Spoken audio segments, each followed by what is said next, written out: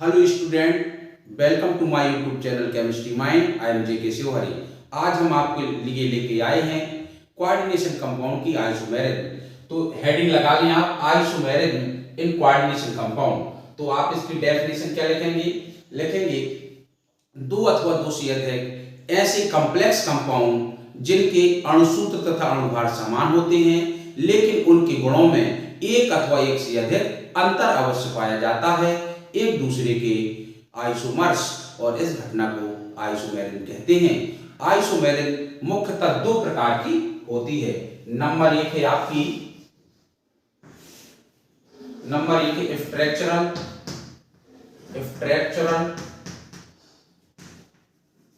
Isomerism, और number दो है आपकी स्टीरियो आइसोमेरिज्म।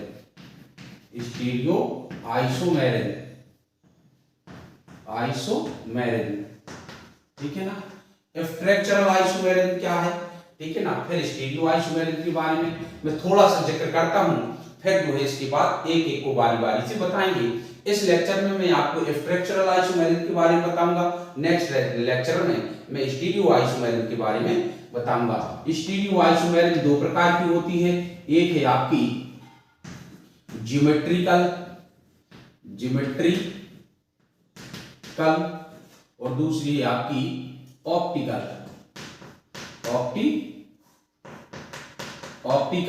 ठीक है ना।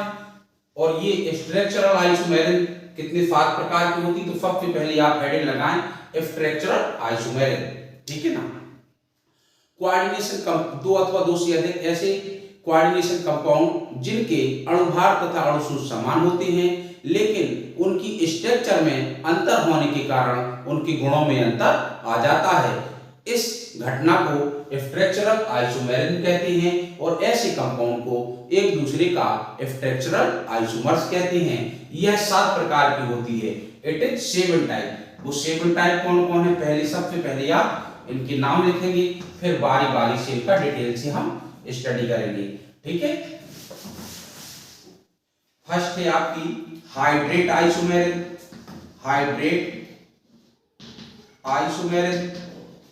और सेकंड है आपकी आयोनाइजेशन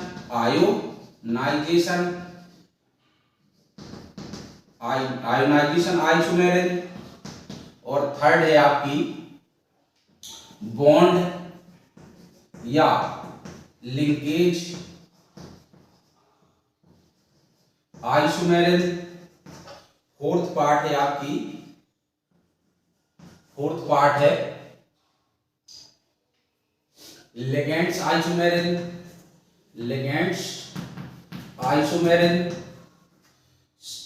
फिफ्थ पार्ट है आपका पॉलीमर आइसोमेरिज्म, और 6 पार्ट है आपका कोऑर्डिनेशन आइसोमेरिज्म, और 7 पार्ट है आपका कोऑर्डिनेशन प्लेस आइसोमेरिज्म। यानी कि इनकी सबकी हिंदी, ये हाइड्रेट आइसोमेरिज्म है, ये आयनन समवायता है, ये बॉन्ड या लिंकेज आइसोमेरिज्म है, ये आपकी लिगेंड्स आइसोमेरिज्म है, और ये बहुलक समवायता है, ये उपसह संयोजन समवायता है, ये उपसंयोजन स्थान समवायता है। तो फर्स्ट हेडिंग लगाएं आप हाइड्रेट आइसोमेरिज्म। तो हाइड्रेट आइसोमेरिज्म के बारे में लिखें आप। बहुत छोटी छोटी सी डेफिनेशन है, और आपको बिल्कुल क्लियर समझ में भी आएगा। ठीक है ना। हाइड्रेट आइसोमेरिज्म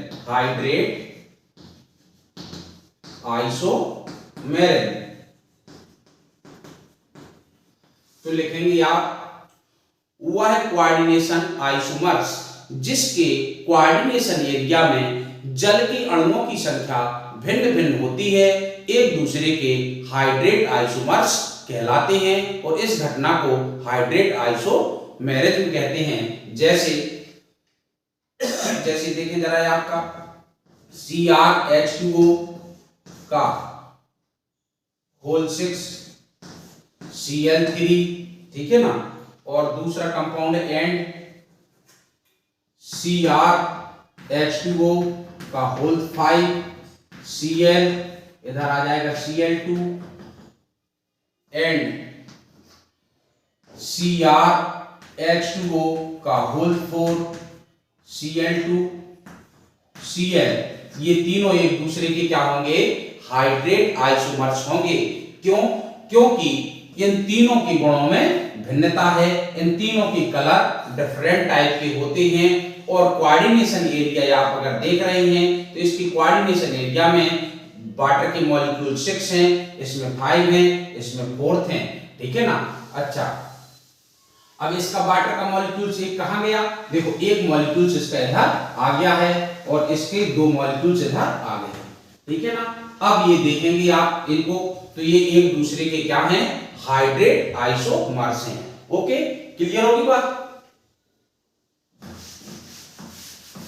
ठीक इसी प्रकार और भी कई अन्य यौगिक होते हैं जिनके, अब आपको तो बिल्कुल ये देखना है, यदि कोऑर्डिनेशन एरिया में वाटर के मॉलिक्यूल्स डिफरेंट टाइप के हैं और वो समवेतता व्यक्त कर रहे हैं तो समझ जाइएगा आप कि निश्चित ही वो हाइड्रेट आइसोमेरिज्म है, अर्थात वाटर के मॉलिक्यूल्स की संख्या में डिफरेंस होना चाहिए, ठीक है ना। दूसरी कंडीशन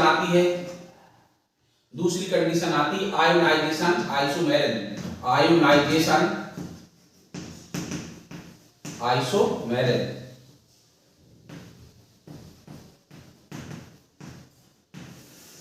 आयोनाइजेशन आइसोमेरिज्म में देखें बेटा, 2 अथवा 2 से अधिक समान अणुसूत्र समान अणुभार वाले ऐसे कॉम्प्लेक्स कंपाउंड, या यूं कहिएगा 2 अथवा 2 से अधिक ऐसे कोऑर्डिनेशन आइसोमर्स जिनके आयन भिन्न भिन्न होते हैं, अर्थात आयनित होने पर वह डिफरेंट टाइप के आयन देते हैं, एक दूसरे के आयनन समयावी, और इस घटना को आयनन समवायता कहते हैं। जैसे देखें बेटा, ये है आपका CONH3 का होल 4 Cl2 ले ले हम, ठीक है, इधर ले ले हम Br, और अगर हम इसका दूसरा एग्जांपल ले लें CONH3 का होल 4, इधर ले ले हम Cl और Br और बाहर कर ले हम Cl। तो अब देखिएगा जरा इन दोनों के अणुभार तथा अणुसूत्र बिल्कुल एक जैसे हैं कि नहीं है, लेकिन यदि अगर इनको वाटर में डिसॉल्व करेंगे और ये आयनित होंगे तो ये कौन सा आयन देगा, CONH3 का whole 4 Cl2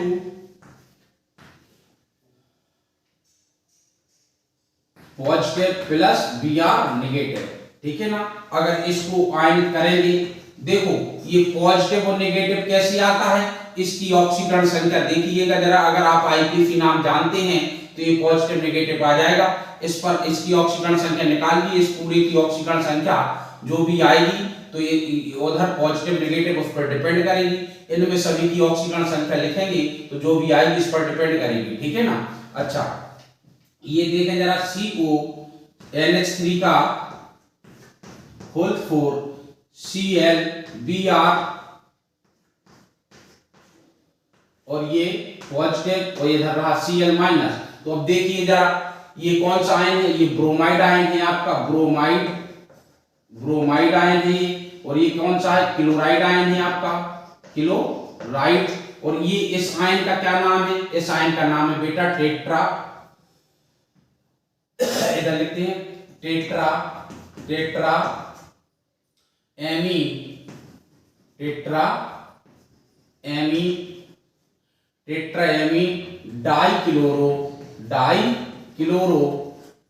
dichloro cobalt 3 ion, ठीक है ना। अच्छा, इस आयन का क्या नाम है, इस आयन का नाम देखिए आप, ये है आपका tetra amine bromo chloro cobalt 3 ion. देखिए, तो अगर ये एक जैसी आयन होती तो इनके नाम अलग अलग कैसे पढ़ते, तो ये आयन अलग है, ये आयन अलग है, ठीक है ना। अर्थात इसका कोई भी आयन इससे कॉमन नहीं कर रहा है, तो इसका अर्थ है यह एक दूसरे के आयनन आइसोमर्स हैं। ऐसे अदर भी आप कई उदाहरण दर्शा सकते हैं, और एक आधा एग्जाम्पल मैं और देता हूं, बाकी आप समझ लीजिए तो आप इसके कई उदाहरण दर्शा सकते हैं। जैसे देखिए अब इसी एग्जाम्पल में CONH3 का होल 4, और इधर आपने लिखा था Cl2, और इधर लिख दिया था आपने क्या Br लिख दिया था। अब इधर अगर आप I लिख देंगे तो ये I अंदर प्रवेश कराएंगे तो ये अलग चीज देने लगेगा। ऐसे CONH3 का होल 4 Cl और ये पॉजिटिव और ये प्लस I माइनस, और इसी को अगर दूसरा कंपाउंड ये एक है ये दूसरा, देखो CONH3 का होल 4 इधर लिखेंगे हम I,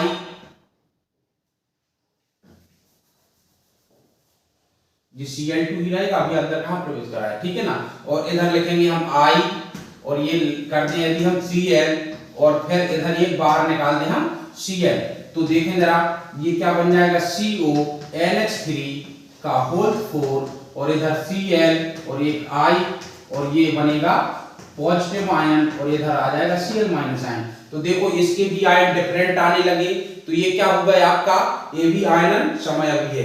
अब I के स्थान पर यदि तुम NO3 का यूज कर लो तो बन जाएगा, किसी भी एक ऐसे एक मोनोवैलेंट आयन का यूज करके अंदर कर सकते हैं, इन दोनों को बाहर करके हम सल्फेट आयन का यूज कर सकते हैं। तो ये सो अनेकों उदाहरण आप खुद कर सकते हैं। ये आयनन आइसोमेरिज्म आपकी हो चुकी है, ठीक है ना। अब देखें आप नेक्स्ट,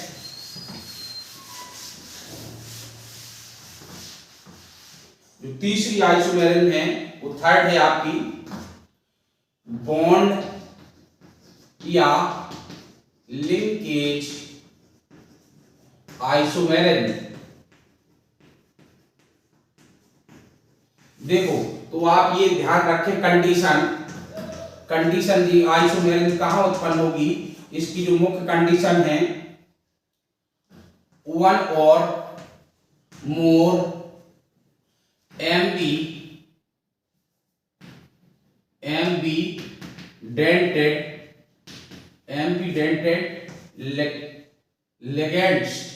लिगेंड्स का होना अनिवार्य है।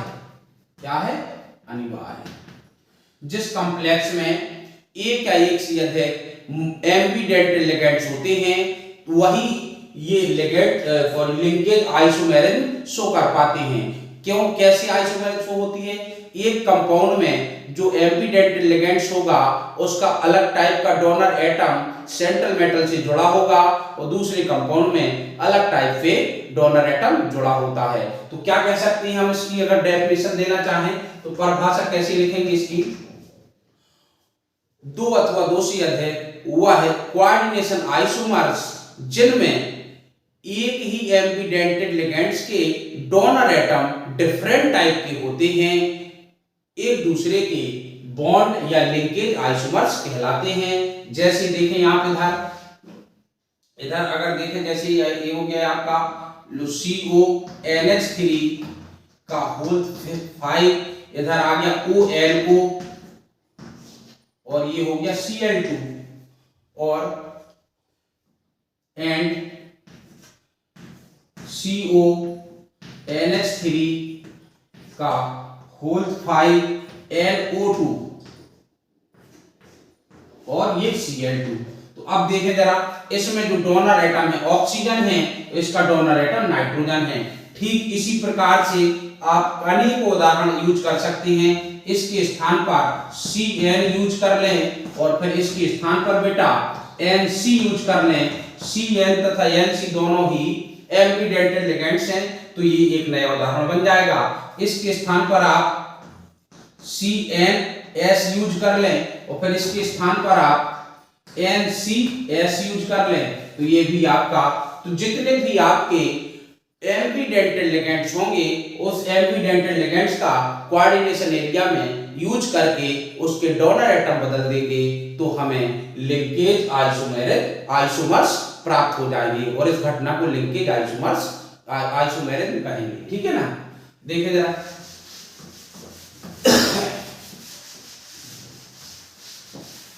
फोर्थ नंबर देखिए अब, फोर्थ नंबर है आपकी लिगेंड्स, लिगेंड्स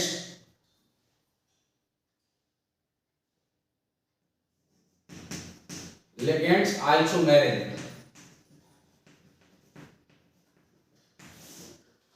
दो अथवा दो से अधिक ऐसे कोऑर्डिनेशन आइसोमर्स जिनमें उपस्थित लिगेंड्स स्वयं आइसोमेरिज्म शो करते हैं, अर्थात लिगेंड स्वयं एक दूसरे के आइसोमर्स होते हैं, एक दूसरे के लिगेंड्स आइसोमर्स कहलाते हैं। इस घटना को लिगेंड्स आइसोमेरिज्म कहते हैं। कौन कौन ये घटना व्यक्त करेगा बेटा, जैसे देखो आपका Tn हुआ है, आपका Tn जो लिगेंड्स है ये है आपका CH2 single bond CH single bond CH2 NH2 NH2, तो ये क्या है आपका 1,3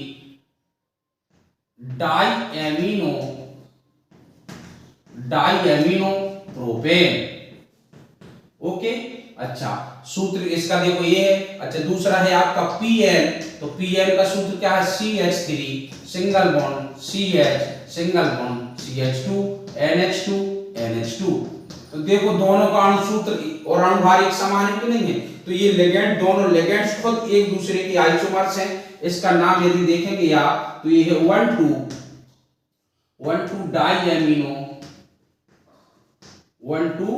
डाइएमिनो प्रोपेन। तो ये लिगेंड्स खुद एक दूसरे के आइसोमर्स हैं। जब लिगेंड्स खुद एक दूसरे के आइसोमर्स होते हैं तो उसको हम क्या कहेंगे, क्या कहेंगे, लिगेंड्स आइसोमर्स कहेंगे। लेकिन अब आप ये ध्यान देना, जैसे Cn माइनस तथा Nc माइनस ये भी तो एक दूसरे के आइसोमर्स हैं कि नहीं हैं। लेकिन अब और आप देखिए NO2 और ONO ये भी तो एक दूसरे के आइसोमर्स हैं कि नहीं है, लेकिन ये लिंकेज आइसोमर्स कहलाएंगे, क्योंकि इसमें जब फेडरल मेटल से बॉन्ड बनेगा तो इसमें डोनर एटम बदल रहा है, इनके डोनर एटम में कोई बदलाव नहीं है। तो लिगेंड्स आइसोमेरिज्म में इस टाइप के लिगेंड्स यूज होंगे, एम्बीडेंटेड लिगेंड्स। लिगेंड्स आइसोमेरिज्म शो नहीं करेगा। रिमेंबर इट, इस पॉइंट को आपको ध्यान रखना है। यदि लिगेंड्स एम्बीडेंटेड है तो वो लिंकेज आइसोमेरिज्म ही शो करेगा, बॉन्ड आइसोमेरिज्म ही शो करेगा, क्योंकि उसके डोनर एटम में बदलाव आता है। लेकिन यदि लिगेंड्स एम्बीडेंटेड नहीं है तो फिर वो लिगेंड्स आइसोमेरिज्म शो करेगा, क्योंकि इनकी डोनर एटम वही रहती हैं दोनों कंपाउंड में, जो पहले में था वही दूसरे में था। ठीक है ना। जैसे उदाहरण दिखाएं इसके, उदाहरण क्या है, ये उदाहरण देख लीजिए आप। किसी भी कंपाउंड में आप कोई भी कंपाउंड ले लीजिए, सपोज दैट आपने ये ले लिया FeTn और ये ले लिया आपने चल Tn का होल ट्वाइस Cl ले लिया, एंड ये आ जाएगा FePn का होल ट्वाइस Cl2। तो ये एक दूसरे के क्या हो गए, आपके लिगेंड्स आइसोमर्स हो गए। ठीक है, पांचवा क्वेश्चन देखिए आप, यानी पांचवी आइसोमर्स देखिए। पांचवी है आपकी पॉलीमर्स, पॉलीमर आइसोमेरिज्म, आइसोमेरिज्म। तो पॉलीमर आइसोमेरिज्म क्या है, देखिए ये बिल्कुल डिफरेंट है। ऐसे दो अथवा दो से अधिक ऐसे आइसोमर्स जिनके अणुभार समान नहीं होते हैं लेकिन मूल अनुपाती सूत्र समान होते हैं, एक दूसरे के पॉलीमर आइसोमर्स, और इस घटना को पॉलीमर आइसोमेरिज्म कहते हैं। आई रिपीट फिर से, इनमें अणुभार समान नहीं होते हैं। दो अथवा दो से अधिक ऐसे कोऑर्डिनेशन कंपाउंड जिनकी अणुभार समान नहीं रहते हैं लेकिन उनके एम्पिरिकल फॉर्मूला अर्थात मूल अनुपाती सूत्र समान रहते हैं, एक दूसरे के पॉलीमर्स आइसोमर्स, और इस घटना को पॉलीमर्स आइसोमेरिज्म कहते हैं। जैसे देखें आप बेटा, जैसे ये है आपका Pt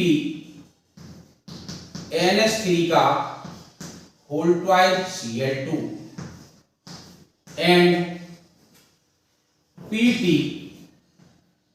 NH3 का होल 4 PtCl4।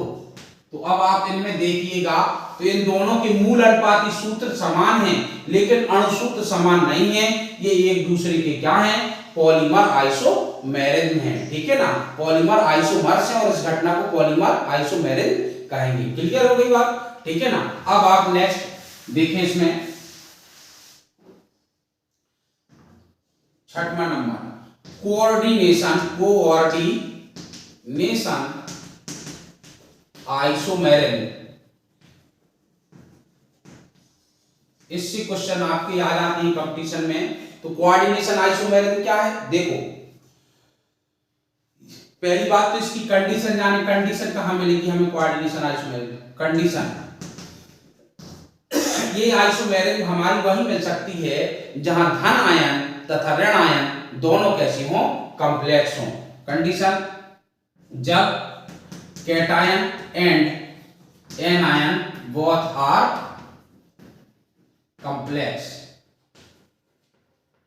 दोनों कॉम्प्लेक्स होंगे और एक कोऑर्डिनेशन एरिया की सेंट्रल मेटल से लिगेंड्स दूसरे कोऑर्डिनेशन एरिया की सेंट्रल मेटल से एक्सचेंज कर लेंगे तो हमारा कोऑर्डिनेशन आइसोमर्स बन जाता है। जैसे देखें जरा, जैसे देखें बेटा, ये है आपका CONH3 का होल 6 और ये हुआ तुम्हारा COCl3। अब देखो जरा, COCl6।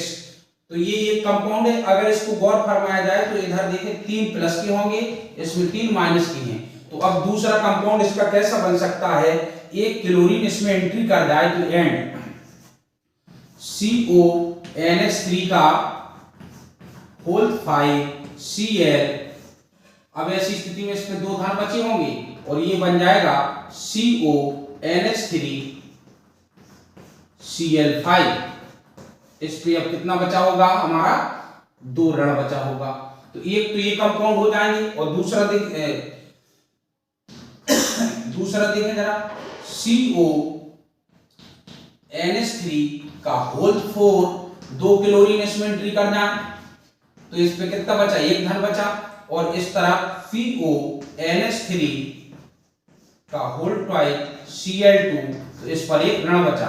अच्छा, अब स्टूडेंट सोचेगा कि तो ये एक और बन जाएगा क्या? देखें चौथा देखें जरा, इसका ये तीसरा था। चौथा देखें CONH3 का होल 3 Cl3। जैसे ही 3 क्लोरीन एक्सचेंज हुए, इस पर आ गया 0। अब इस पर 0 आ गया तो दूसरे कंपाउंड से कभी नहीं जुड़ सकता है। CONH3 का होल 3 Cl3। तो ये कंपाउंड इज नॉट एग्जिबिट। ऐसा कंपाउंड तो पाया ही नहीं जा सकता है, तो ये कंपाउंड नहीं हो सकता है। ठीक है ना। तो इसके कुल इतने आइसोमर्स होंगे 1 2 और ये 3। तो अगर इस टाइप का कंपाउंड है तो ये एक दूसरे के साथ क्या है बेटा? कोऑर्डिनेशन आइसोमर्स हैं। ओके, इसी प्रकार से अब देखो, तुम कहो कि और एग्जांपल, तो चाहे जौन से एग्जांपल आप जितने एग्जांपल बढ़ाना चाहे बढ़ा सकते हैं। जैसे इसके स्थान पर तुम ले लोगे F6 तो ये अलग बनने लगेगा। इसके स्थान पर तुम ले लो Br6 तो अलग बनने लगेगा। I6 ले लो, Cn माइनस का होल 6 ले लो। ठीक है ना। कोई भी मोनोडेंटेट लिगेंड्स ले लेंगे आप तो ये एक्सचेंज करने से नए कंपाउंड बनने लगेंगे जो कि एक दूसरे के कोऑर्डिनेशन आइसोमर्स कहलाते हैं। अब इसके बाद आती है आपकी लास्ट आइसोमेरिज्म है, इसकी स्ट्रक्चरल आइसोमेरिज्म की, जो 7 प्रकार की थी। ठीक है ना। तो ये 7 प्रकार में है आपकी कोऑर्डिनेशन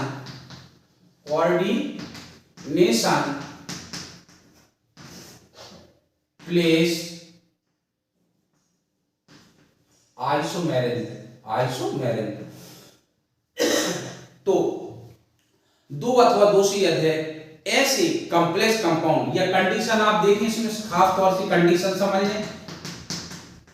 कंडीशन ब्रिज कंपाउंड में मिलेगी आपको। ब्रिज कंपाउंड का होना नेसेसरी है। ये ब्रिज कंपाउंड में मिलेगी और दिखाई देता हूं मैं कैसे। जैसे ये है आपका NH3 का होल 4, ये है सपोज दैट कितना Fe, और ये है कितना OH, और इधर कितना है OH। इसकी ऑक्सीकरण संख्या सपोज दैट कितनी है 2, और इधर है तुम्हारा Fe और NH3 का होल थ्राइड Cl, इसकी ऑक्सीकरण संख्या सपोज दैट कितनी है 3, ठीक है ना। अब देखिए जरा ये क्या हो जाएगा,